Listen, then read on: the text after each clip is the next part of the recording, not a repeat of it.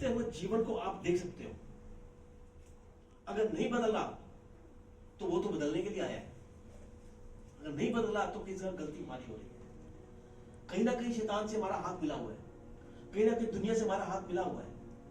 और परमेश्वर ने दुनिया में रहते हुए दुनियावी बनाया, संसार में रहते हुए संसारी बनाया, शरीर में शरीर बनाया, फिर भी कई बार गलतियां हो जाती हैं, ना चाहते हुए भी, पर जानबूझकर भी हम कर बैठते हैं। फिर भी मेरा परमेश्वर दयालु परमेश्वर क्या कहता है कि तू जब जब अपने गुनाहों को मेरे पास आकर मान लेगा, मैं तुझे माफ कर दूंगा। वो माफ करने वाला मेरा परमेश्वर आज भी हमारे बीच में हर पल विराजमान है। भले बाहर कितना आंधी कितना तूफान आए, वहां से बचा बचा कर हमारी हड्डी हड्डी की रक्षा करने वाला परमेश्वर, हड्डी हड्डी की कैसे करता है, किस तरीके से करता है, उसका एक ही डंडा है, उसका प्रार्थना कर।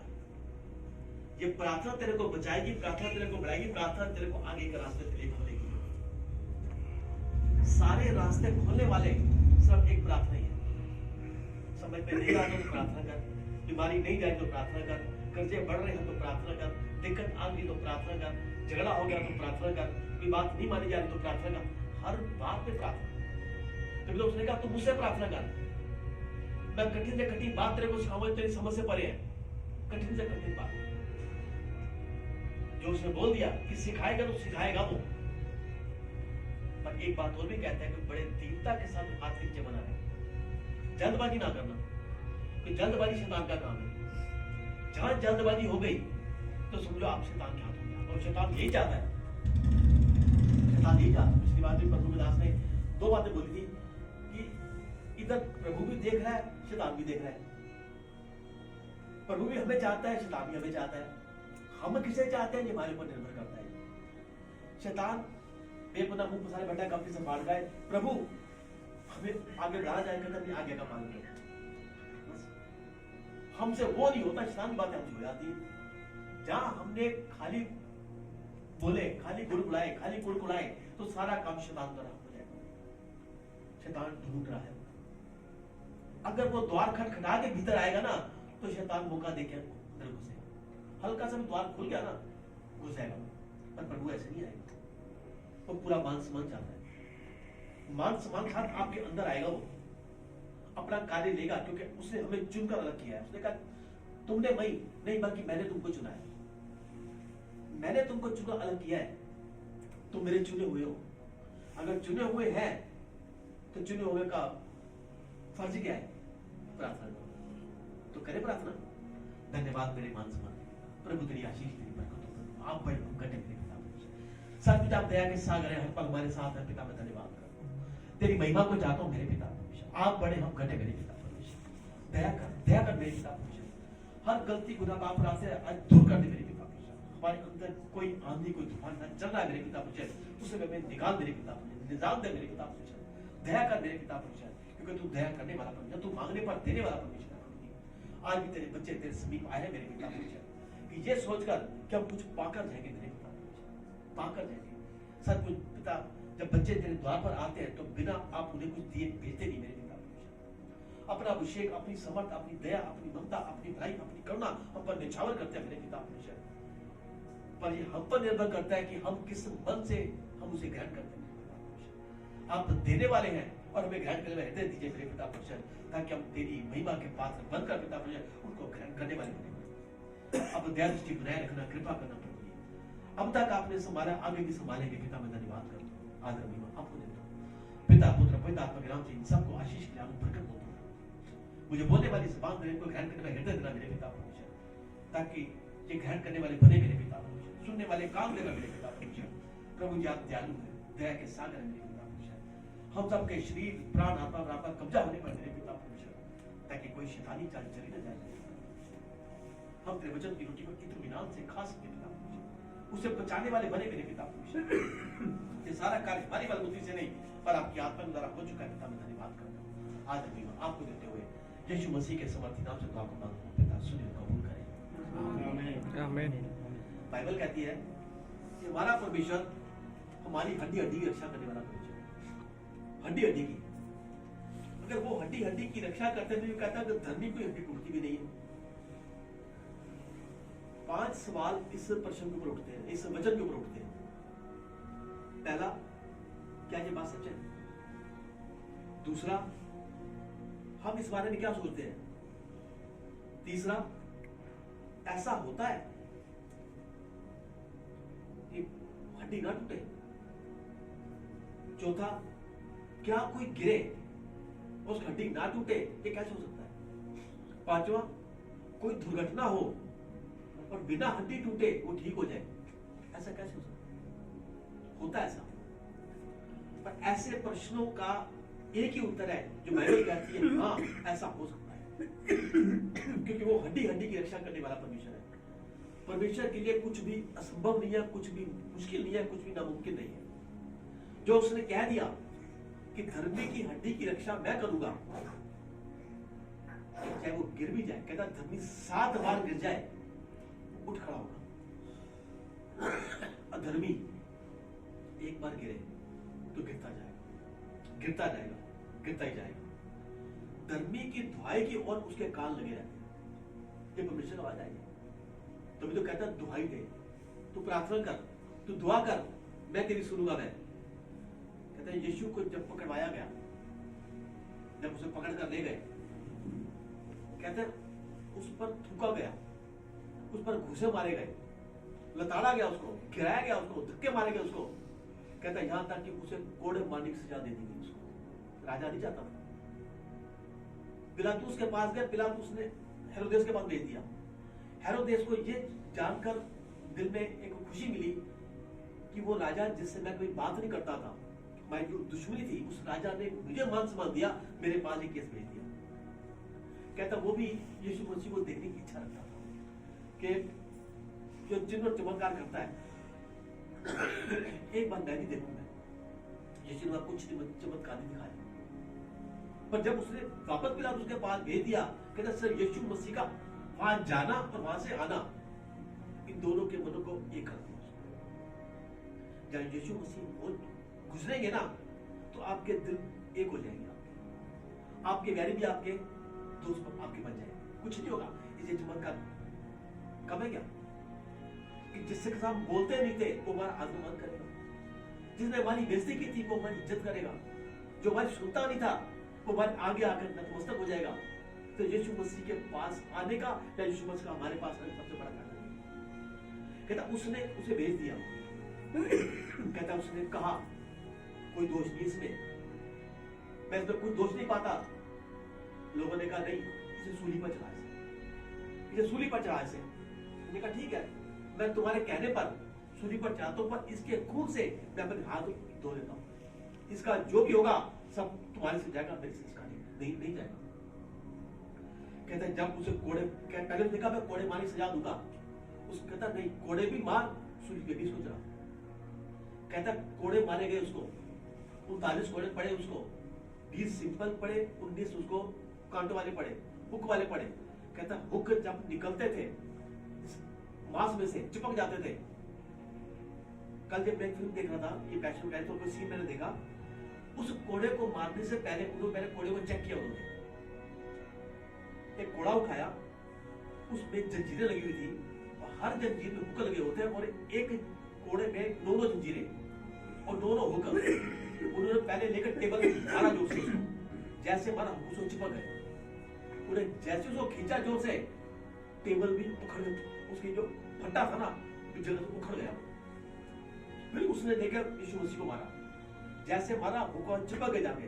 फिर जैसे जोर से खींचा, कहता मां दौड़ के बाहर आ गए। 20 ऐसे हेक्टर हुक वाले उसको पड़ गए। उसका क्या उसका कहते इतना उसको जख्म दिया गया, इतना उसको दर्द दिया गया। कहता जब उसको पिलातुस ने देखा, कहता भी कोई दिक्कत कर गया। पर इतना होने के बावजूद भी हड्डी नहीं टूटी उसकी। हड्डी के पास पहुंचा पर मां से चिपक गया, मां उधेड़ के अपना ले आया, उसकी हड्डी भी नहीं टूटी उसकी। उसके बाद एक चुभने वाला कंबल उसका पहनाया गया। फिर कहता है एक बड़ा सलीब यानी कि क्रूस उसके सामने रखा गया, उठा इसको। कहता उसने उठाया, कहता जहां से उसको लेके चलना था गोलगत्ता की तरफ, कहते हैं वहां पर 5 किलोमीटर का रास्ता था। उठाता गिरता चलता, फिर उठाता फिर गिरता फिर चलता, उसके बाद गिरता फिर उसको हैंटर पड़ते उसको। एक तो शरीर सारा जख्मी, मांस सारा उजला हुआ, हड्डियां तक नजर आ रही है, उसके ऊपर फिर हैंटर पड़े, क्या उसकी हालत होगी? क्या शख्स खड़ा हो पाएगा? मगर नहीं, इतना हैंटर पड़ने बावजूद भी उसकी हड्डी नहीं टूटी उसकी।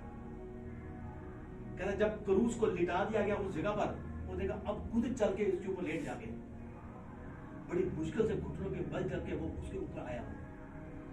उन्होंने उसके हाथ को पकड़ पहले बांध के, कहते इतनी बड़े कील थे, इतनी बड़े कील थे, चौरस कील, गोल कील, चौरस कील। वो कहते जब ठोक दिए गए तो इन कीलों को यहां से मोड़ दिया, मांस से मांस पार हो गया, पर जान की हड्डी नहीं टूटी उसकी। फिर उन्होंने दोनों पैर इकट्ठे किए और इससे भी डबल कील उसके बीच में डाल के उसको मोड़ दिया, दो टूट गए। अब क्रूस खड़ा करके उन्होंने जैसे उसको पलटा, उन्होंने क्रूस नीचे की तरफ गिरा, उसका सिर और नीचे आ गया। सिर पर चोट लगी, घुटने पर चोट लगी, इतना दर्द आया, पर हड्डी नहीं टूटी उसकी। उसे फिर खड़ा किया गया, उसका मजाक उसका उड़ाया गया, पर कहते हैं उसकी हड्डी नहीं टूटी उसकी। कहते जब उसे चढ़ाया गया वहां भी उसके साथ उसकी बेइज्जत उसको किया गया, उसके साथ 2 डाकू भी साथ चढ़ाए गए। कहता उसकी पसली में भाला मारा गया, इस पसली के मांस में चला गया, पर वह हड्डी उसकी टूटी। कहता जब उसकी मृत्यु का समय आया, वहां आज्ञा क्या थी कि मौत नहीं हो रही तो टांगों पर भाले मार मार कर टांगे तोड़ दी जाए। जो 2 डाकू चढ़े थे, उन दोनों डाकुओं की टांगे तोड़ेगी ताकि ये मर जाएगी। क्यों? क्योंकि अगर ये रात तक लटके रहे, कल सबका दिन है, कल सबका दिन का शुभ न हो जाएगा। पर जब दोनों की टांगे तोड़ दी कि दोनों मर गए, जब इसके पास आए तब तक ये मर चुका था। वो 7 वचन बोलकर जो आखिरी में, प्रभु पूरा हुआ, जो कार्य तूने मुझे बोला था वो कार्य मैंने पूरा कर दिया। वो प्राण अपने त्याग चुका था। इतना दर्द, इतनी विडंबना, इतना तूफान, इतनी आंधी, सब कुछ सहने के बाद कहता सुबह से ही जब वो क्रूस पर चढ़ाया जाने वाला था, कहता उसी पल से पूरे देश में अंधकार छाया। उस दिन सूर्य उदय नहीं हुआ, उस दिन उदय हो भी क्या तो बिल्कुल ऐसा था कि बस पता चला बस दिन है, बस दिन का उजाला है। कहते जैसी उसकी मृत्यु हुई उसी पर पूरा अंधकार हो गया पूरे देश में। पर्दा ऊपर नीचे तक फट गया, हमारा प्रभु से मिलाप हो गया, पर उसकी हड्डी की रक्षा परमेश्वर ने की। क्यों? क्योंकि वो धर्मी था। कहता हड्डी की रक्षा करने वाला परमेश्वर आज भी हमारी हड्डी की रक्षा करता है, पर किसकी करता है? कौन है वो? 5 बातें परमेश्वर ने सिखाई, बाइबल में जो लिखी हुई है। किसकी हड्डी की रक्षा करता है वो? कहता है जो धर्मी है उसकी हड्डी की रक्षा करता है, जो परमेश्वर का भय मानता है उसकी हड्डी की रक्षा करता है, जो वचन देकर पलटता नहीं उसकी हड्डी की रक्षा करता है, जो पड़ोसी की निंदा नहीं करता उसकी हड्डी की रक्षा करता है, जो अपनी जुबान को बुराई से रोके रखता है उसकी हड्डी की रक्षा करता है। अब ये 5 बातें क्या हमारे जीवन में पाई जाती है? आज अगर हमारी हड्डी कहीं टूट गई, कई बार क्या होता है, सीढ़ी से गिरे हड्डी टूट गई, साइकिल से गिरे हड्डी टूट गई, बाथरूम में फिसले हड्डी टूट गई। कई बार ऐसी बीमारी लोगों में लग जाती है, बीमार पड़े हड्डियां घुटनी शुरू हो जाती है, टूटनी शुरू हो जाती है। हल्का सा साइड चेंज की, ये हड्डी चली गई, घुटने को ऊपर किया, घुटने का हड्डी टूट गई। डॉक्टर कहते हैं हड्डियां कमजोर पड़ गई, हड्डियों के अंदर का जो मैदा वो खत्म हो गया। वो यानी कि तड़प कर मौत की तरफ जाना। जब हड्डी टूटती है तो हड्डियों में जान नहीं, हड्डियां भूल रही है, और बड़े हड्डी टूट जाए तो बंदे का क्या हाल हो, बताओ, ना जीने का ना। घर वाले भी दुआ मांगते हैं, प्रभु इसको उठा ले, इसको मौत इसको दे दे, पर मौत भी उसको नहीं। इतना दर्द, इतनी पीड़ा, कौन से ऐसे गुनाह, कौन से ऐसे पाप। पर जहां वो कहते हैं कि जो धर्मी है, जो प्रभु का भय मानता है, जो वचन देकर पलटता नहीं है, जो पड़ोसी की निंदा नहीं करता, जो अपनी जबान को बुराई से बचाए रखता है। आज जबान को बुराई से कौन बचाए रखता है कोई ऐसा? किसी एक ने इसकी बुराई की तो तीसरा दिन में उसको बुराई करनी शुरू कर देगा, चाहे तीसरे को पता नहीं है पर अपने दोस्त को खुश करने की बुराई करनी शुरू कर देगा। मेरा नाम इसके साथ बना रहे उसकी बुराई करना, चाहे तुमने उसको देखा नहीं है पर एक शब्द अपना बोल देगा वो, तो क्या हम धर्मी कहलाएंगे? नहीं कहलाएंगे। पड़ोसी कुछ बोल रहा है, वो एक बात बोलेगा, हम चार बात उसको बोलेंगे, तो क्या हम धर्मी कहलाएंगे? इधर हम बात करते हैं, बात करके पलट जाते हैं, क्या हम धर्मी कहलाएंगे? परमेश्वर का डर किसके अंदर है? वो कहता मेरा डर बुद्धि का आरंभ करता है। पर भजन संहिता 34 की 15वीं आयत में कहता है, भजन संहिता 34 की 15 आयत में, यहोवा की आंखें धर्मियों की ओर लगी रहती हैं और उसके काम उसकी दुहाई की ओर लगे रहते हैं। परमेश्वर की आंखें लगी रहती हैं, पर हमारी आंखें कहां होती है? हमारी आंखें वहां नहीं होती जो परमेश्वर हमें अंदर देख रहा है, पर हमारी आंखें कहां होती है? भजन संहिता 37 की 35वीं आयत में, मैंने दुष्ट को बड़ा पराक्रमी और ऐसा फलते हुए देखा जैसा कि हरा भरा वृक्ष हो और निज भूमि में फलता हो। अब मैं उसे देख कुड़कुड़ा बोल गया, मैं तो धर्मी हूं, मैं तो उपवास करता हूं, मैं तो प्रार्थना करता हूं, मैं तो चर्च जाता हूं, मैं तो भजन पढ़ता हूं, मैं तो ये करता हूं, मैं तो वो करता हूं, पर मेरे पास क्या है? वो जो कुछ करता भी नहीं, दो बंगले बन गए उसके, कारोबार उसका बढ़ता जा रहा है उसके बाद दो गाड़ियां आ गई, उसके बच्चे कैसे ऐसा जिंदगी जी रहे हैं, और हमारे पास क्या है? मैं कैसा और वो कैसा? वो कुछ नहीं करता, सब कुछ हो गया, मैं सब कुछ करता हूं, मैं कुछ नहीं हुआ। ये कुड़कुड़ाहट जब मेरे अंदर आती है ना, तो धर्मी श्रेणी मेरी नहीं है। तो परमेश्वर फिर सिखाने के वास्ते कहता है उसकी अगली आयत में 36वीं आयत में, परंतु जब कोई उधर से निकला, देख जाके उधर जाके अचानक ही देख जाके कि वह वहां है ही नहीं, कल जो था फल फूल रहा था, तू जाके ढूंढ उसको। तो मैंने ढूंढा तो वहां कहां चला गया वो? कल तक तो था वो, कहां? अचानक क्या हुआ? उसकी 38वीं आयत है, परंतु अपराधी एक साथ नष्ट हो जाएंगे और दुष्टों का अंत फल सर्वनाश होगा। दुष्टों का बढ़ तो रहा है, वो बढ़ता तो जा रहा है, वो अचानक वो नष्ट हो जाएंगे, पर तेरा फल बना रहेगा तेरा। 37वीं आयत में, खरे मनुष्य पर दृष्टि कर, धर्मी को देख, क्योंकि मेल से रहने वाले मनुष्य का अंत फल अच्छा ही होगा। वो जो आज तरक्की नहीं कर रहा ना, परमेश्वर की राह पर चल रहा है, दुख है, तकलीफ है, वो कहता है सकरा मार्ग इसी के ऊपर चल, और उसने सकरा मार्ग नहीं चुना, उसने खुला मार्ग चुना है, जिस मार्ग की कोई मंजिल नहीं है, वो सकड़े मार्ग की मंजिल है। उस मार्ग पर चलकर उसने क्या देखा? वो जो रास्ता मेरे रखा है वो मंजिल मेरी है, वहां मैंने जाना है, पर उसके लिए रास्ता अचानक ही टूट जाएगा। आगे मंजिल नहीं है, बस दौड़ना, सिर्फ दौड़ना। जो वो बचा के जाएगा आगे दुनिया खाएगी। कहता अधर्मी का धन धर्मी के काम आएगा। अधर्मी का धन कहती है, मैं तुझे छुपा खजाना तेरे को दूंगा, मैं समुद्र की तह से निकाल कर तेरे को दूंगा मैं। वो जो कमा रहा है ना अपने लिए, तेरे वास्ते कमा रहा है, पर तू क्यों कुड़कुड़ाता है? फर्क इतना है कि हम सिर्फ कुड़कुड़ा जाते हैं, हम इत्मीनान नहीं करते, बस हम उन तूफानों को देखते हैं, आंधियों को देखते हैं जो अभी नजर हमें आ रही है। भले तूफान है, आंधी है, पर यीशु मसीह हमारे साथ है। बाइबल साफ कहती है कि जब तूफान आया, आंधी आई, नाव पर यीशु मसीह भी सवार था। हुआ क्या? उन्होंने उठाया नहीं उसको, जब तक उठाया नहीं वो उठा नहीं।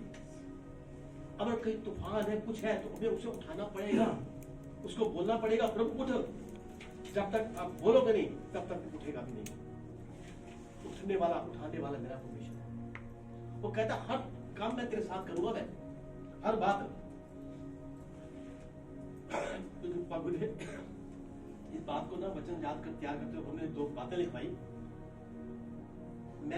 हम क्या देखते हैं? हम आंधियों को देखते हैं। आंधी से बड़ा कौन होता है? तूफान होता है। छोटी छोटी आंधी आके निकल जाती है, पर जब पीछे बड़ा तूफान आता है ना, कई बार देखो यूट्यूब पर लगाकर देखो, तूफान का सीन देखो, ऐसे ऐसे खुले मैदानों में दूर से तूफान आता नजर आता है। हम यहाँ खड़े दूर से पता चला वो काला बिल्कुल ऐसा गंगोर तूफान बढ़ता चला आ रहा है, और वहां से पता चलता है कि वो पेड़ हिल रहे हैं, कुछ चीजें हिल रही है, वो घूम रही है, बारिश हो रही है, कोई तूफान बढ़ता आ रहा है। आगे कितना तहस नहस करे नहीं जानते। आंधियों को रोकने वाला वो तूफान आज भी हमारे अंदर है। वो कौन है? हमारा यीशु मसीह। आज छोटी आंधियां जो आती है ना, छोटी चीजें हमारे को आती है, दिक्कत ध्यान क्या, हम तो दिक्कत डरते हैं। कहता है आंधियों से क्यों डरूं, मैं आंधियों से क्यों डरूं जब तूफान मेरे भीतर है। मैं आंधियों से क्यों डरूं जब मेरे अंदर ही तूफान है। मैं मंदिर मस्जिद क्यों भटकूं जब मेरे अंदर यीशु मसीह महान है। देखो अपने आप, यीशु मसीह महान है। ये कलाम कहने से पहले मैं यीशु को सलाम करता हूं, उसके बाद एक कलाम कहता हूं कि कौन कहता है मैं यीशु मसीह को भूल गया। याद तो उसको मैं सुबह शाम करता हूं। कई बार मैं सोचता हूं और कहता हूं, कभी कभी सोचूं कि तुम मेरे क्या हो। दर्द हो दिल का या दिल की दवा हो, बड़े इत्मीनान से वो कहता है दवा बन जाऊंगा, शर्त यह है मगर अपने दिल में मुझको जगा दीजिए। अपने दिल में मुझको जगा दीजिए। जब भी मैं तेरा द्वार खटखटाऊं, बिना शंका के द्वार को खोल दीजिए। क्या हमने द्वार को खोला कभी? हमने वो आज भी ये लिखा हुआ है, आज भी मैं तेरा द्वार खटखटाता हूं। प्रकाशित वाक्य 3 में मैं तेरा द्वार खटखटाता हूं, मैं भीतर आना चाहता हूं। क्या आज भी हम शंका करते हैं उस सूबेदार की तरह? प्रभु खटखटा तो रहा है पर मैं इसे योग्य नहीं, तुम मेरी छत के नीचे आ सकते। साफ साफ लिखा उसमें, मत्ती 8 में देखिए, साफ साफ लिखा उसमें, मैं इसे योग्य नहीं, तुम मेरी छत के नीचे आ सके। तो इसका द्वार खटखटाना और मेरा द्वार को ना खोलना, तो क्या आज मैं उस तरक्की के रास्ते पर जा पाऊंगा? जो मंजिल उसने मेरी रखी है, क्या उस मंजिल को मैं पहुंच पाऊंगा? मैं देखता रहूंगा कि वो दुष्ट बढ़ रहा है। वो कहता है उनका अंतफल देख और अपना अंतफल देख, तू देख वो क्या कर रहे हैं। पर दुनिया कहती है नहीं भैया, 10 वचन उसने कह दिए, 2 वचन पूरे कर दिए, 1 वचन पूरा ना होगा वो रुष्ट हो जाएगा, फिर तो नरक की आग मिलेगी। यहाँ भी फिर दुख डालकर मैं उसके बाद फिर वहां पर दुख रहा हूं। उसे ये कि मैं यहाँ अपना चैन की जिंदगी जीऊं। चैन जिंदगी कितनी है? 20 साल, 25 साल, 5 साल, 50 साल, उसको वो नहीं है, गारंटी नहीं है कि कितना मैं जीऊंगा, मैं कितना रहूंगा, मैं पता नहीं घर ही पहुंच पाऊंगा कि नहीं पहुंच पाऊंगा। मैं आज भी घर रास्ते में आते हो 2 एक्सीडेंट होते तो बचा मेरा प्रभु धन्यवाद। एकदम अचानक होते, धन्यवाद। अगर तू मेरे साथ है तो मैं बच गया पिता परमेश्वर, तू मेरे साथ ना होता तो मैं भी कब खा गया होता। बचाने वाला कौन है? मेरा पिता। हर पल धन्यवाद करो, की रक्षा करने वाला परमेश्वर है मेरा। पर हम देखते क्या है, हाय वो बढ़ गया, हाय वो बढ़ गया, हाय उसको मिल गया। कहता धन्यवाद कर इस बात के लिए, अगर वो बढ़ गया, जब वो बढ़ रहा है तो मुझे भी बढ़ाएगा मेरे पिता परमेश्वर। वो अधर्म से बढ़ा, मैं धर्म से बढ़ूंगा मेरे पिता परमेश्वर। जब तू मुझे बढ़ाएगा तो दुनिया देखेगी मेरे पिता परमेश्वर। या हमारा बढ़ना हमारे भाई कल बन जाएगा मेरे पिता परमेश्वर। मैं नहीं बढ़ पा रहा, जो दुनिया मुझे आज एक टीस कर रही है, दुनिया मेरे को देख रही है, निगाहें डाल के बैठी है, बात में मेरी बेइज्जती करती है, मुझे तुच्छ जानती है, मेरा मान सम्मान नहीं करती। पर तूने कहा मेरे पिता परमेश्वर, तूने कहा पिता परमेश्वर। ये शायद 60 का 14 और 15 में जहां तेरी नामधारी हुई है, जिसके बीच में तू तुच्छ जाना गया, तेरी बेइज्जती हुई, उसके बीच ग्रहण कर मैं तेरे को और बनाएगा। वो बनाने वाला मेरा परमेश्वर है वो। पर थोड़ा सब्र तो कीजिए, ये तो रखिए, ये तो मिलान तो कीजिए। कहता सब कुछ तेरे लिए कर दूंगा, सब कुछ, मैं सब कुछ करने वाला परमेश्वर हूं। मैं 1 नहीं 2 सारे के साथ द्वार पे खोल दूंगा मैं, पर थोड़ा सा सब्र तो कर दो। हमारे पास सब्र नहीं है, हम सब्र नहीं करते, हम यही हम मार खा जाते हैं। वो हर जगह हर क्षण हमारी हर बात को पूरा करने वाला मेरा परमेश्वर आज भी कहता है, तू मुझसे आके माफी मांगागे। अगर मैं तेरी हड्डी की रक्षा ना करूं तो तू मुझे कहना। जब तक तू जिंदा है तुझे माफी मिल जाएगी, पर जिस दिन तू मर गया उस दिन से सब इंसाफ होगा, माफी तेरे को नहीं मिलेगी। क्या उससे एक मुकदमा तेरे पर चलेगा, उस मुकदमे की कोई सुनवाई नहीं होगी, ना कोई डेट नहीं आएगी, कोई आगे का कुछ नहीं होगा। उसी पल मुकदमा, उसी पल हाँ, उसी पल ना, ना सिफारिश है, ना कोई घूस है, ना कोई पहचान है, ना कोई समय है, ना कुछ है। उसी पल बात, उसी पल न्याय, उसी पल फैसला, इधर जाओ। क्या करेंगे फिर हम?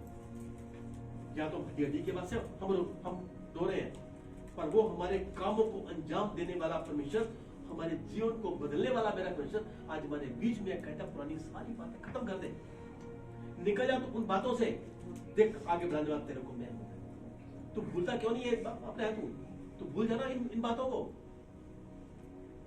देख मैं तेरे जीवन को बदलने के लिए आया हूं, बदलने के वास्ते आया हूं। वो बदलने वाला मेरा परमेश्वर, हम के भाई कहते हैं भैया कर तो दे, पर आपको पता ना हम क्रिश्चियन नहीं है। बाइबल में कहा लिखा है तुम क्रिश्चियन हो? बाइबल के शब्द आप अपना कहीं नहीं। कल मेरे पास है भैया हम हिंदी से ना, हम क्रिश्चियन नहीं है। तो मैं कभी मैं हिंदी से हूँ, मेरा नाम कोई जॉन, निकलसन, पीटर, दाऊद ये मेरा नाम नहीं है। मेरा राजेश था, राजेश आगे नाम रहेगा। बस परमेश्वर के चिन्ह और चमत्कार देखे परमेश्वर आगे हम भी आगे बढ़ गए। परमेश्वर हमारा हाथ था, हमने अपना हाथ उसको दे दिया, हम भी आगे बढ़ गए। मैं 16 साल के अंदर प्रभु मेरे जीवन को उलट पुलट कर रख दिया, बदल दिया मुझे। आज कहां से कहां मुझे उठा दिया मुझे। हम इसे लायक नहीं थे, परमेश्वर ने लायक बना दिया। हम भी कहते हैं परमेश्वर हम इसे योग्य नहीं, तो द्वार तो खटखटाता पर हम खोलेंगे नहीं। पर जिस दिन द्वार खोला, परमेश्वर को भीतर बुलाया, बदल दिया उसे। कुछ नहीं करना, सिर्फ विश्वास करना। परमेश्वर तू है, वो भी कहता है इब्रानियों 11:6 में कि मेरे पास आने वाले को पहले ये विश्वास होना चाहिए कि मैं हूं, तब मैं खोजने वाले को नहीं करूंगा। यूहन्ना 4:24 में मैं ऐसे आराधकों को ढूंढ रहा हूं जो पूरी सच्चाई पूरी खाई में आराधना करते हैं। क्या वो सच्चाई वो खाई आज हमारे अंदर है, या हम बस दूसरों को देख के हम बस कुड़कुड़ाते हैं? कहता है ये कुड़कुड़ाहट शैतान का पहला वार है। जहां उसको देखा कुड़कुड़ाए, वही काम शुरू हो गया शैतान का। मौका देते हम शैतान को, कब किसे फाड़ खाए हम कहते हैं शैतान आ मुझे फाड़ खा। परमेश्वर हर पल हर क्षण हमारी हर कमी घटी को दूर करने के आज भी कहता है कहीं ऐसा ना हो कि तेरा जीवन बर्बाद हो जाए। कहता लकड़ी को देखो जिसमें दीमक लग जाती है, बाहर से बिल्कुल ठीक लग रही, अंदर से भूती जाएगी वो बिल्कुल पूर्ण सा बन जाएगी। अचानक पता चलता है अरे एक लकीर सी लगी है, क्या है लगता है दीमक लग गई। जैसे हाथ लगाया लकड़ी फट गई।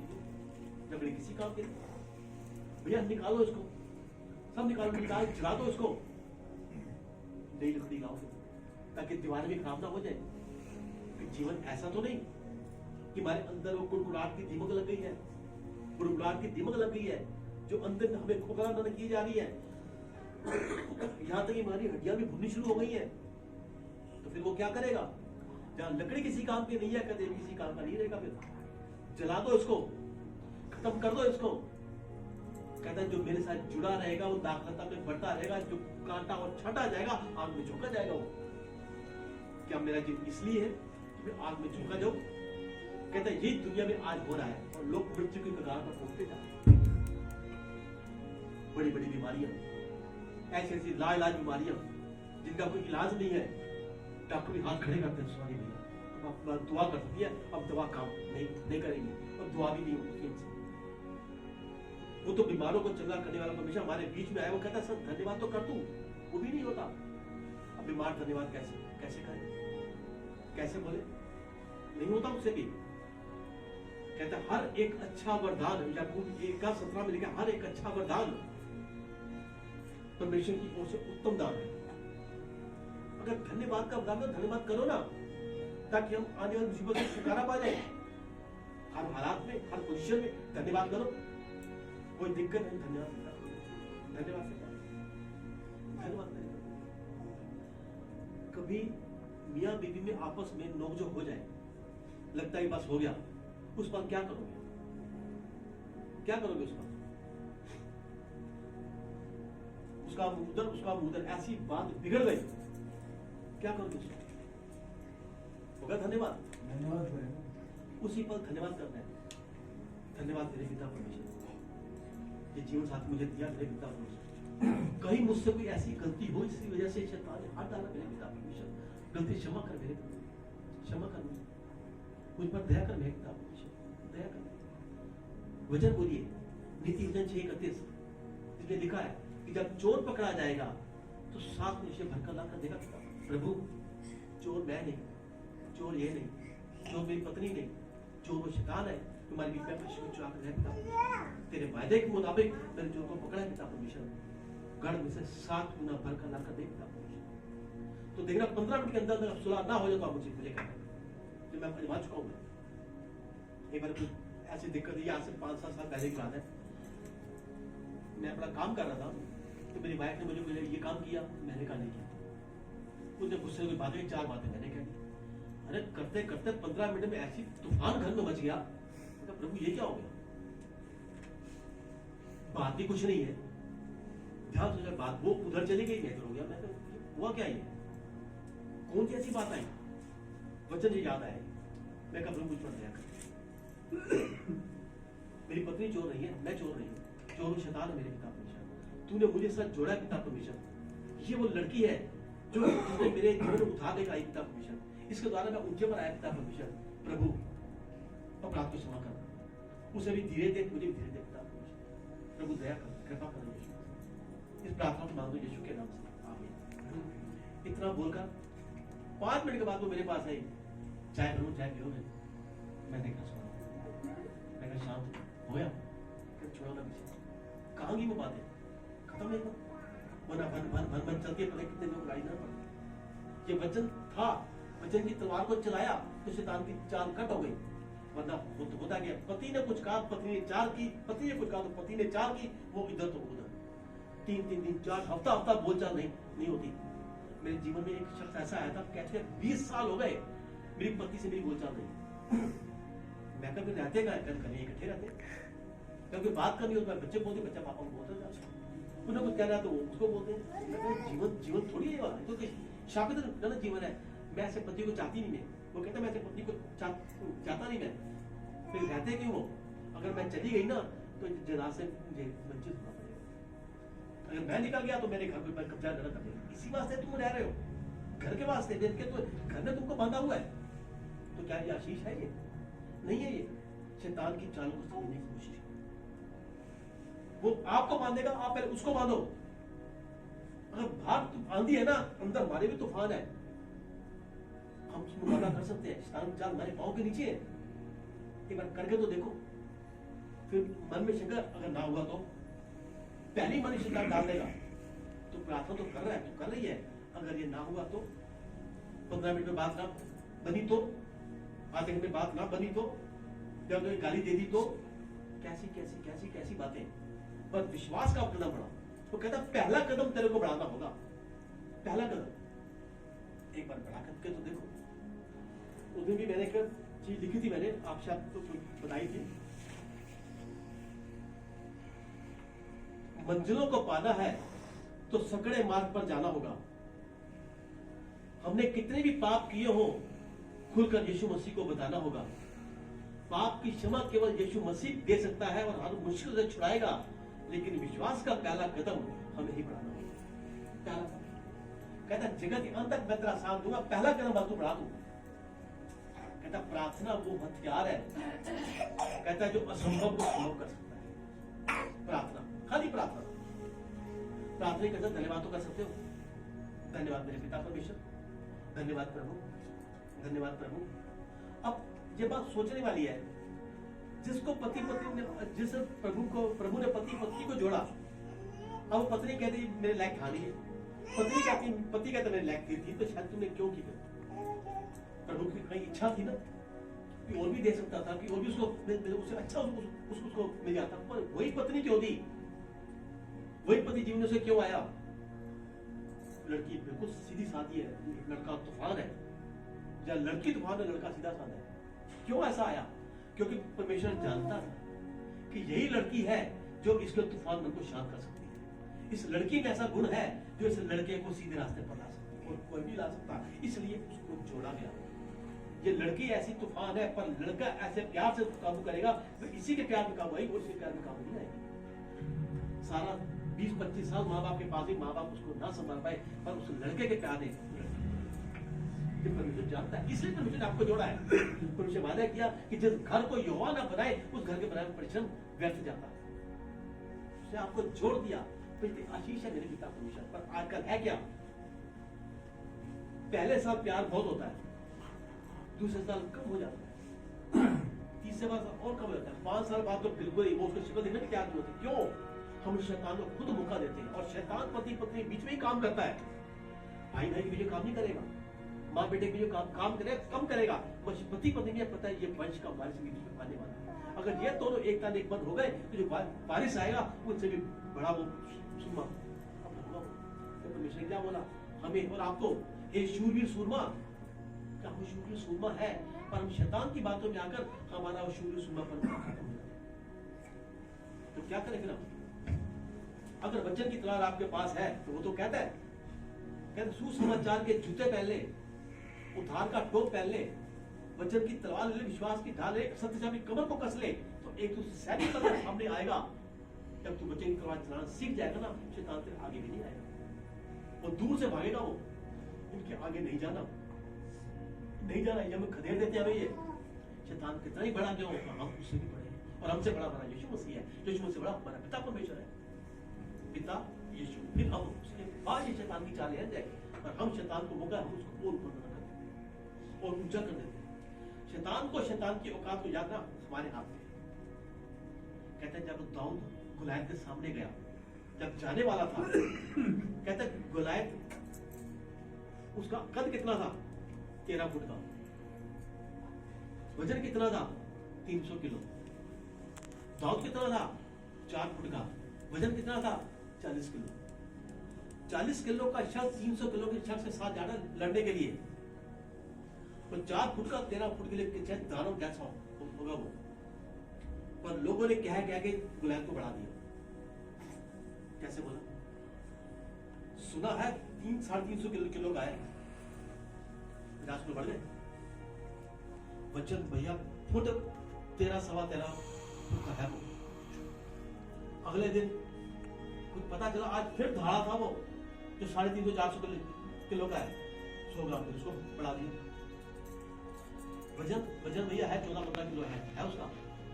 जब फुट कितने फुट का? 14 फुट का है। वजन 400 से ऊपर है उसका, बढ़ गया। ऐसे रोज बोलता, रोज कह के लोग उसको बढ़ाते जाते, उसको होते होते भाई 600-700 किलो का तो है वो। फुट कितने होगा भैया? 16-17 फुट का तो होगा वो। कह हम सीधे कह के बढ़ाते हैं वो। भैया शैतान ने काम कर दिया, शैतान ने कहा, शैतान तो अभी सामने खड़ा अभी तुझे काम किया, जब वो काम करेगा फिर आपका क्या हाल होगा? सिर दर्द शैतान कर रहा है, पढ़ाई में मन नहीं लगेगा तो शैतान कर रहा है, कहीं चलेगा तो शैतान साथ है, खाना भी शैतान को कोई काम नहीं है। हम कह के शैतान को बढ़ावा देते हैं। और जैसे ही गुलायत आया उसके सामने ऐसे देखा कहता है, अच्छा तो तू है गुलायत? एकदम कहता है वो जो 600 किलो का था वो 300 किलो का हो गया, जो 16-17 फुट का था वो 13 फुट की अपनी औकात में आ गया। तो क्या समझता है मुझे? देख मैं इसी स्थान तेरे पास आऊंगा, मैं कहता हूं जिस नाम से मर्जी आ, मैं अपने यहोवा के नाम से आऊंगा। ये युद्ध मेरा नहीं, मेरे यहोवा का है। उन्हें जैसी गुलेम उठाई मारने के लिए मिलाई उसने। तू मुझे कुत्ता समझता है?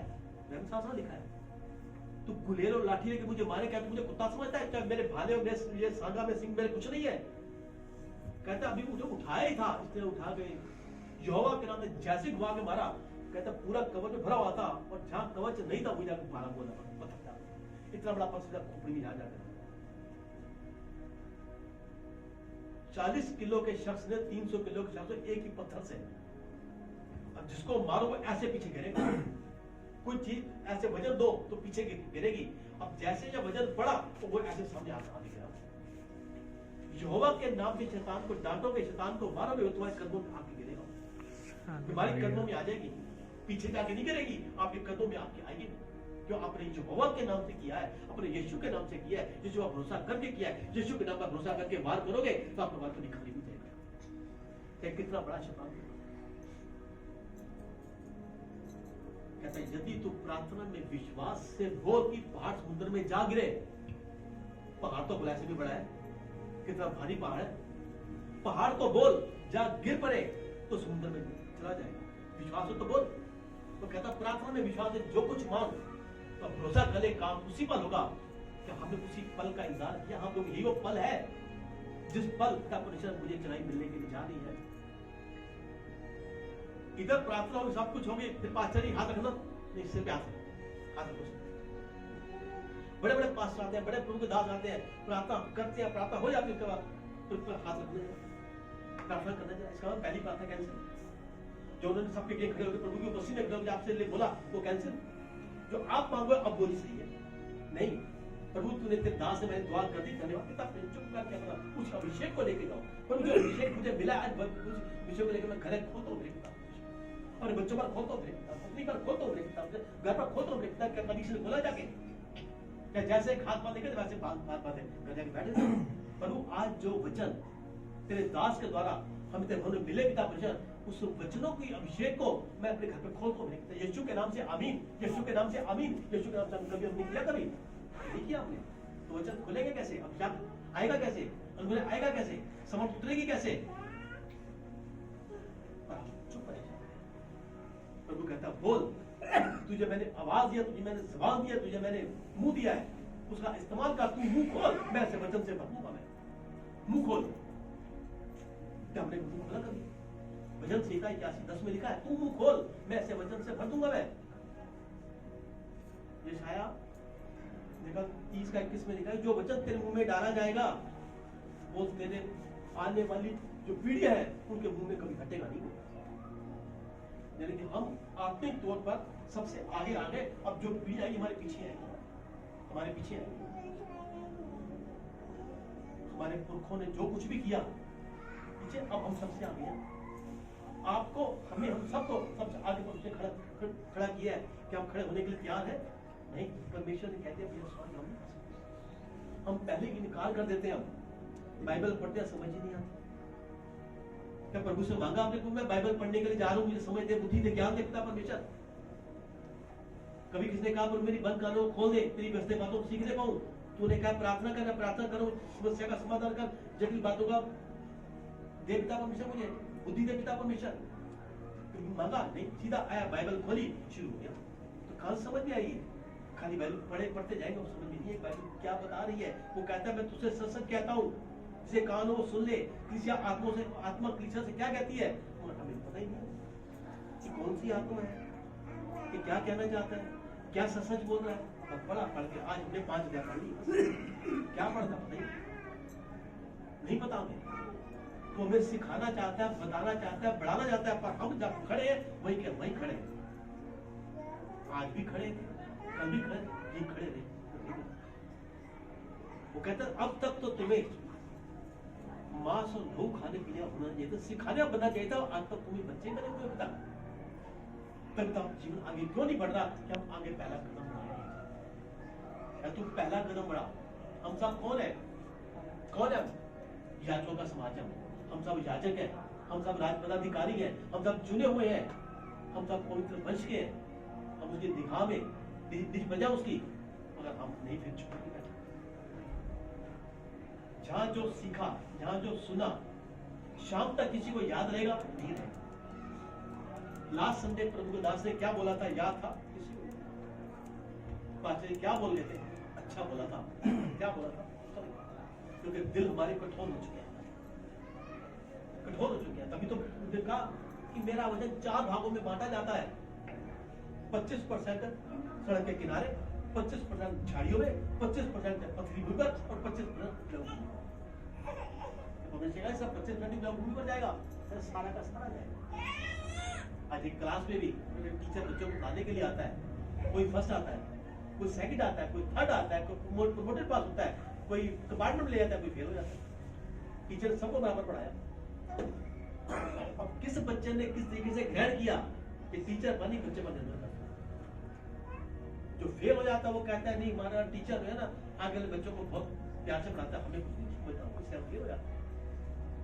क्योंकि हमारी वृत्ति है दोष लगाने की, दोष हर टीचर के ऊपर हम वहाँ बैठ कर पढ़ रहे थे, हमारा ध्यान क्या था उसमें, जब पीछे बैठे हम बातें कर रहे थे, जब इधर उधर ताका झाकी कर रहे थे, जब मुझे क्लास भी हम नहीं आए, वो तो पढ़ाते थे अपना पढ़ पूरा करके चला गया, क्या हमने उस पढ़ को अंजाम दिया? नहीं दिया। और वही बात एक तीसरा में होती है, आदत बनी हुई हम सबकी, आखिर में जाना तो कहते हैं यार बस आखिर जाए प्रसाद लेकर माथा टेकरा दे, पर यहाँ माथा टेकने वाला काम नहीं है, जब घुटने टेकने वाला काम है। जब तक हमारे घुटना टिकेगा नहीं, हर बात अंगीकार करेगी नहीं, तब तक मेरा वचन कार्य करेगा भी नहीं। मेरा वचन वहां कार्य करता है, कहता है जहां लोग मेरी सुनते हैं, आज्ञा का पालन करते हैं और उनका विश्वास करते हैं, वह मेरा वचन कार्य करता है। तो वही मैं हड्डी हड्डी की निशानी करता हूँ। वरना अपने आप को पलट कर देखिए कि मैं क्या हूं, मैं मुझ में क्या कमी है, मैं क्या उस तरीके से खड़ा हूं मुझे के साथ जो मुझे खड़ा करना चाहता है। आज भी अपने सब परिवार के साथ खड़ा हूं, मैं दुनिया के साथ खड़ा हूं, मैं मुझे कहता हूं तू दुनिया का नहीं है, तू परिवार का नहीं है, तू मेरा है, तुझे मैंने चुनकर अलग किया है। नेताओं को क्यों नहीं चुन लिया, फिर मेंटरों को क्यों नहीं चुन लिया, बड़े बड़े मीडिया जातों को क्यों नहीं चुन लिया, बिला टाटा अंबानी को उसने क्यों नहीं चुन लिया, हमें क्यों चुना? जो उनमें नहीं देखा वो हमारे अंदर परमेश्वर ने देखा है, हम उसके चुने हुए हैं। उन पर हो सकता है उन पर जो निगाहें केवल शैतान की निगाहें, इतना बड़े शैतान उनको बढ़ा रहा हूं। बड़े बड़े अमीर सारे देखे, ये नहीं पता कि दौलत कितनी है, ये नहीं पता कि कितना पड़ा हुआ है, पर हर कुत्ते भीतर बैग चल रहा है। तो क्या प्रभु की आशीष है, क्या प्रभु की आशीष है, क्या परमेश्वर का ऐसा बना है ये मिल जाए वो मिल जाए, इसका छप्पड़ उसका खा लूं, कर दिए उसमें अपना चले गए, क्या ये आशीष है? धर्मी के जीवन में कभी कोर्ट केस नहीं है, धर्मी के जीवन में कभी बीमारी नहीं है, धर्मी के जीवन में कभी डॉक्टर नहीं है। तो ये कहां से आए? ये हमारा पैसा हमारा है। अगर पैसा आशीष नहीं है तो उसका मतलब तो पैसे थैली में छेद बना हुआ है, कुछ 6 से पैसा जा रहा है, पैसा तो आ रहा है पर निकल रहा है कभी बीमारी में, कभी दर्द में, कभी पीड़ा में, कभी केस में, कभी कोर्ट में, कभी पुलिस में। क्यों जा रहा है? और हमने वो थैली को बंद कर दिया। वो थैली को बंद करने का तरीका क्या है? कहते अपने जीवन का जो भाग है परमेश्वर 3 चीजें मांगता है, आपका टैलेंट, आपका टाइम और आपका टाइम। क्या वो टाइम देते हैं? हमारा टैलेंट देते हैं, हमारा टाइम अपना देते हैं? अगर नहीं कहते तू 3 मेरे को दे दे, सारी दुनिया दे दी। संडे को भाई मजबूरी है नहीं कि तो पास्टर शायद बोले नहीं। आप पास्टर के लिए नहीं आओगे, आप प्रभु के लिए आओगे। प्रभु तेरी बात से अभी जितने बैठे हैं, क्या पास्टर ने मैंने किसी को फोन किया कल संडे आना? आपको एक परमेश्वर का भय है, उस भय में चलते हो आप यहाँ पर आए कि हम तेरे भय में आएंगे, हम तेरे भय में चलेंगे, पिता मुझे तेरी आज्ञा का पालन करेंगे, पिता मुझे तुम्हारा जीवन आगे बढ़ेगा, क्योंकि तूने आज्ञा दिया है। हम आज्ञा पालन करें मेरे पिता मुझे, तूने कहा कि 6 दिन काम कर, 7वां दिन मेरे भवन है, 7वां दिन मैं तेरे पास आऊंगा, 8वां दिन मेरा होगा पिता परमेश्वर। तो 6 दिन आगे मेरे ईमान की नाम से बीतेंगे मेरे पिता मुझे, मेरा कोई सुख नहीं आएगा पिता परमेश्वर, मेरी कोई कभी घटी नहीं आएगी पिता परमेश्वर। डर के मारे आते हैं। आज पिछली बार मुझे दास ने बताया कि हमारा जीवन डर डर के बीत रहा है, हम डर की छाया में हैं। हम सुबह भागते हैं, जॉगिंग में जाते हैं, पार्क में जाते हैं, लोग भाग रहे हैं सुबह, कोई तेज भाग रहा है, कोई धीरे भाग रहा है, कोई स्लो भाग रहा है, कैसे चल रहा है, क्यों भाग रहे हैं? कि सेहत अच्छी रहे, बीमारी ना हो जाए। डॉक्टर ने कहा है अगर नहीं भागेंगे तो जाम हो जाएंगे। किसी डर के मारे बाहर, खुशी को कोई नहीं मारा, सुबह ठंड के मारे कौन बताओ जाए में से निकलना पसंद करेगा, कंबल में से कौन आना बाहर? डॉक्टर ने कहा है कि मन में डर बैठा हुआ है, खाना भी डर डर के खाना है, ये ना खाओ, वो ना खाओ, वो ना खाओ, ये ना खाओ, खा लिया तो कोलेस्ट्रॉल बढ़ जाएगा, खा लिया तो चर्बी बढ़ जाएगी, खा लिया तो एसिडिटी हो जाएगी, खा लिया तो इतना डर, खाने का डर। अब ये नहीं पहनना, वो नहीं पहनना, ऐसे नहीं पहनना, वैसे नहीं पहनना, खाने में, पीने में, दौड़ने में अपना डर, जाने से बात नहीं करनी, किसी को फालतू बात करेगी, किसी को क्या दिया तो लड़ाई होगी। तो खाते इसे हरकत डर, सोते उठते हरकत डर, सोना है तो टाइम से सोना, उठना है तो टाइम से उठना। ये एक डर जो हमारे जीवन में बना हुआ है, कहता है इस डर से निकालने वाला मेरा परमेश्वर, छुटकारा देने वाला मेरा परमेश्वर आज भी हमारे बीच में छुटकारा देने आज भी तैयार बैठे। क्या हम छुटकारा लेने के लिए तैयार बैठे? जो कहते हैं मन डर मैं तेरे साथ हूं, क्या उसका साथ हमने लिया? ना मैं मूसा छोड़ा, ना मैं तेरे को छोड़ूंगा। तू जहां जाएगा मेरे साथ साथ रहूंगा मैं। जब वो मेरे साथ है तो मैं क्यों डरूं, मैं क्यों डरूं? तो मेरे मन में डर जो साथ में चल रहा है उनका वो नहीं देख रहे हम, मुझे शैतान चल रहा है मुझको देख रहे हैं। हमारी निगाह मेरा शैतान के ऊपर है। जिस दिन हमारी निगाह शैतान से उठ के मेरे परमेश्वर के ऊपर आ जाएगी उस समय सारा डर खत्म होगा। डर खत्म होगा तो बीमारी रहेगी नहीं, दर्द रहेगा नहीं, पीड़ा रहेगी नहीं, क्लेश रहेगा नहीं, जगह रहेगा नहीं, क्योंकि मेरा वचन मेरा परमेश्वर हर पल मेरे साथ रह रहकर मेरी अगुवाई करता है।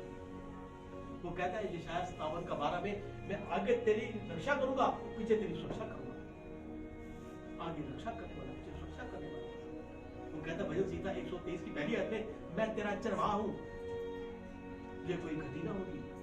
दूसरी आयत में, मैं हर ऊंचाई में तेरे को लेकर चलूंगा, चुनाई दल के झरनों पास तेरे को लेके चलूंगा। वो तो लेके जाने को तैयार है, पर हम अपना कदम बढ़ाएंगे। वो कहता बस पहला कदम तू बढ़ा दे। तो मैं कहां से कहां से कहां जब हम टच हो गए ना परमेश्वर के साथ, टच भी हो गए तो परमेश्वर बहुत ऊंचे पर लेके जाएगा, बहुत ऊंचे पर। हमारे हर बिगड़े काम समझ जाएंगे, हमारे हमारा गया हुआ धन भी वापस आ जाएगा सिर्फ एक टच होने के बाद। कहते हैं एक शहर में दो दोस्त रहते थे, एक अमीर था एक गरीब था, थे दोनों पक्के दोस्त। एक दिन गरीब को कहीं से कुछ पैसे मिले, किसी को जनाब देखी, उसका नाम भी बीच में आ गया तो उसको 2-2.5 लाख रुपया उसको मिल गया। उसने अपने दोस्त से कहा मेरी बेटी अभी 10 साल की है तो मुझे 2-2.5 लाख रुपया मिला है, मुझे बिजनेस का आइडिया नहीं है मेरे को, मैं चाहता हूं कि तू मेरा 2.5 लाख रुपया बिजनेस में डाल दे, और जो महीने में आमदन होगी उस आमदन को मुझे मत देना, इसी में डाल देना, ताकि ये पैसे बढ़ते जाएंगे। 10-12 साल में जब मेरी बेटी जवान शादी के लायक हो जाएगी तो पैसा तेरे से मिल वो करेगा, मदद करेगा। कहता हाँ हो जाएगा। कहता मुझे बताता रहियो मेरे कितने पैसे हो गए। कहता ठीक है। उन्हें 2.5 लाख रुपया ले लिया, लेकर बिजनेस में डाल दिया उसने। अब हर महीने 2 महीने 3 में वो पूछता भैया कितने हो गए? कहता भैया तेरे 2.5 लाख के 3 लाख हो गए। कहता परमिशन। फिर 6 महीने बाद पूछता भैया कितने हो गए? कहता भैया 50,000 रुपये और बढ़ गए। ऐसे करते करते एक दिन दोस्त ने कहा मैं कुछ समय के लिए बाहर जा रहा हूँ, मैं 2 साल के बाद लौटूंगा, मैं उसके बाद फिर मिला करूंगा। ठीक है। अब 2 साल का 5 साल के बाद लौटा, तब तक बेटी भी बड़ी हो गई। जब लौटा दोस्त से मिला, आगे दोस्त से उसने कहा भैया वो मेरी बेटी की शादी है। कहता बहुत अच्छी बात है। कहता वो जो पैसे मैंने दिए थे अब तो बढ़ गए होंगे, तो मेरी बेटी की शादी है तो पैसे। कहता कौन से पैसे? कहाँ के पैसे? कोई लिखा पढ़ी है क्या? चल भाग यहाँ से। कब दिए थे? मुझे नहीं पता।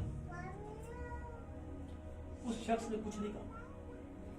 उन्होंने कहा तू चुपचाप रहना, तेरा मुकदमा लड़ने वाला मैं हूं।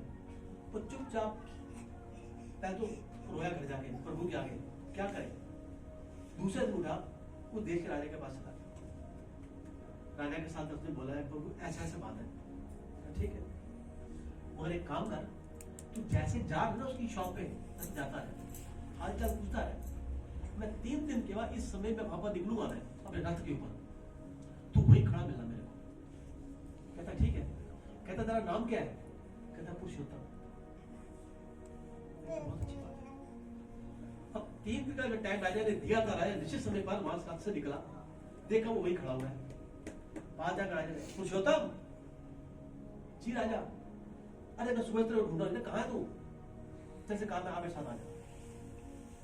अब उस बंदे ने भी देखा कि राजा ने किसको बुलाया, कि राजा सर पे बिठाया, बात की, चल पड़ा। थोड़ी देर बाद राजा ने कहा उतर रथ से, उतर गया। कहता ज्यादा रखा। कहता राजा ने मुझसे कोई बात भी नहीं की, वहां मुझे उसने बुलाया, रथ पे बिठाया, आगे ले गया, 1 किलोमीटर जाकर उतार दिया। कहता ज्यादा काम हो, ऐसे कैसे काम हो गया मेरा? वो चुप करके प्रभु ये क्या मेरे साथ मजाक हुआ? राजा ने क्या मेरे साथ इतना इंसाफ किया? अब जैसे ही वो उसकी दुकान पर आया, उसने कहा वो पूछो तो बात। कहते यार 3 दिन पहले 4 दिन पहले मेरा ना बिजनेस की वजह से मेरा कोई दिमाग खराब था, तो मैं तेरे ढंग से बात नहीं तेरा कर पाया। वो तो तेरे पैसे बनते थे ना, वो 2.5 लाख रुपए मुझे दिए थे, वो 25 लाख रुपए हो चुके। बेटी शायद जब होगी ना तो मुझे बता दियो, और बचे तो और कम हो जाए तो बता, मैं कर दूंगा तेरे को। दोस्तों सोचा राजा से इसकी इतनी जान पहचान है, और कहीं राजा को उसने मेरी शिकायत लगा दी, राजा ने मुझे सूली पर चढ़ा दिया, मेरा बिजनेस ठप कर दिया, तो मैं कहां जो मिट्टी मिट्टी में जो गया देश को फटाफट। सिर्फ राजा से टच हुआ तो उसका गया धन उसको मिल गया। अगर मैं प्रभु से टच हो जाऊं तो मेरा जब बिखरा जीवन है, क्या समझेगा नहीं? समझ जाएगा ना वो राजा मेरा यीशु मसीह, वो दोस्त, वो दुनिया, वो गरीब आदमी, वो मैं, मेरा जो गया था, जो दुनिया ने छीन लिया था, एक बार मैं इससे टच हो गया तो मेरा सब वापस आ जाएगा। देने वाला मेरा परमेश्वर है। कोई दुख, कोई दर्द, कोई पीड़ा आ भी गई तो सिर्फ टच हो जाए अपने उससे। छोड़ो दुनिया, दुनिया क्या कह रही है, जिसके पास नहीं आएगी, दो पास कौन आएगा? मेरा यीशु मसीह। एक बार नाम लेकर पुकारेगा। जब कहता है मैं तारों का नाम लेकर पुकारता हूं, तो प्रभु तूने उस शख्स को पुकारा, आज मुझे भी पुकार ले। तू एक बार पुकार ले, मेरे सारे दुख दर्द चले जाएंगे तेरे पिता। वो कहता है प्रभु को, तू प्रभु को पुकार, पर मैं तुझे पुकारता हूं, पर आज मेरी दिली तमन्ना है तू मुझे पुकार मेरे पिता। क्या कभी किसी ने कहा? क्या कहा? प्रभु मुझे पुकार। बेटे गरीश बासु, क्या मुझे पुकार, मुझे पुकार। मुकेश मुझे पुकार, मुझे पुकार। शिवानी मुझे पुकार। विनोद मुझे एक बार तो मुझे पुकार पिता परमेश्वर, एक बार मैं तेरे पास आना चाहता हूँ। मैं रोज तुझे पुकारता हूँ, आज मेरे कान तरफ से प्रभु तू मुझे पुकार दे। मैं तेरे मुंह से बात सुनना चाहता हूँ पिता। जिस दिन तूने मुझे पुकार दिया, मेरे दुख चले जाएंगे मेरे पिता। ना दुख, ना दर्द, ना बीमारी कुछ मेरे पास नहीं रहेगा मेरे पिता। जो आज मेरा तिरस्कार कर रहे हैं, कल मेरा मान सम्मान करेंगे मेरे पिता। प्रभु आज पुकार मेरे पिता। क्या कभी प्रार्थना की? कभी एक बार प्रार्थना करके देखो, करो उसे, बोलो उसे। वो कहता तू मांग तो तुझे, तूने कहा मांगो तो तुझे दिया जाएगा। पर आज तू मुझे पुकार, मैं सुनना चाहता हूँ मेरे पिता। हमने रोज तुझे पुकार, हम चाहते हैं प्रभु मेरे दिल में तेरा वास हो, और मैं चाहता हूँ तेरे दिल में मेरा वास हो पिता। आज तू मुझे पुकार मेरे पिता भैया। तू पुकारेगा तो सारे काम बन जाएंगे पिता भैया। Hallelujah, hallelujah, hallelujah. प्रभु तेरी आशीष, तेरी बरकत, आप बड़े हम घटे मेरे पिता। सचमुच आप दया के सागर है, हाथ पर हमारे साथ है पिता। मैं धन्यवाद करता हूं तेरी आशीष को, तेरी बरकत को चाहता हूं मेरे पिता परमेश्वर। पुकार पिता परमेश्वर हमें, पुकार मेरे पिता परमेश्वर हमें, हमारा नाम ले पिता परमेश्वर, ताकि हम दुनिया से छूट जाए मेरे पिता परमेश्वर। बेकार की बातें खत्म हो जाए मेरे पिता परमेश्वर। प्रभु तो पुकारेगा, हम सुनेंगे पिता परमेश्वर, हमें अच्छा लगेगा, हम गवाही देंगे मेरे पिता ने मुझे पुकारा है। ओ रबा संधारा रबा शीति ब्रियंदा रबा शखंदा रबा। प्रभु तेरी स्तुति, तेरी महिमा प्रभु जी। आप बड़े हम घटे मेरे पिता परमेश्वर। हमारी हर गलती, गुनाह, पाप, रात को क्षमा कर दे मेरे पिता परमेश्वर। आज अपनी जुबान से हमें पुकार मेरे पिता परमेश्वर, आत्मा में हमें पुकार मेरे पिता परमेश्वर, स्वर्ग से खड़ा हुए पुकार मेरे पिता परमेश्वर। प्रभु हम सुनने को तैयार है मेरे पिता परमेश्वर। आज हमारी बंद कानों को खोल दे मेरे पिता परमेश्वर, हम तेरी आवाज को सुनने पाए मेरे पिता परमेश्वर, और दुनिया में आगे बढ़ने पाए मेरे पिता परमेश्वर। तेरे कदमों से कदम मिलाकर हम चलने पाए मेरे पिता परमेश्वर। जो तूने वादा किया है कि मैंने तुम्हें अपने थोड़ा छोटा बनाया है, महिमा का प्रताप उनके सर पर रखा है। प्रभु उस मुक्ति के साथ साथ अपनी जुबान से हमारा नाम पुकार मेरे पिता परमेश्वर। जब तू तारों का नाम पुकारता है, आज हमें भी पुकार मेरे पिता परमेश्वर। प्रभु आज हमें इत्मीनान हो जाए कि यहोवा तू हर पल हमारे साथ है मेरे पिता परमेश्वर, हर पल हमारे साथ है। पिता हम तेरा धन्यवाद करते हैं, तेरी आशीष को, तेरी बरकत को चाहते हैं प्रभु जी। आप बड़े हम घटे मेरे पिता परमेश्वर। आदर महिमा आपको देते हैं पिता, पुत्र, पवित्र आत्मा के नाम में सबको आशीष के लिए बरकत बोलते हैं। और आपके बेटे यीशु मसीह के समर्पित नाम से दुआ करते हैं पिता, सुनिए और कबूल करें।